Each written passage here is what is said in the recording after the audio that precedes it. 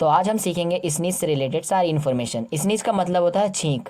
इसकी डेफिनेशन होगी to emit air and forcibly expel it through the nose and mouth due to irritation और tickling in the nose. All right, कुछ irritation की वजह से जो तेज़ हवा निकलती है हमारे मुंह से और नाक से फोर्सिबली, उसे हम स्नीज कहते हैं या छींक कहते हैं। इसके सिनोनिम्स होंगे हमारे ब्लेस यू, और इसके एग्जांपल्स होंगे हमारे I can't stop sneezing, I can't stop sneezing, मुझे छींक रोकने की क्षमता नहीं है, मुझे छींक रोकने की क्षमता नहीं है। तो वीडियो इन्फॉर्मेटिव लगा तो वीडियो को लाइक करें और चैनल को सब्सक्राइब करें ऐसे ही वीडियो पाने के लिए और वोकैब रोज़ सीखने के लिए।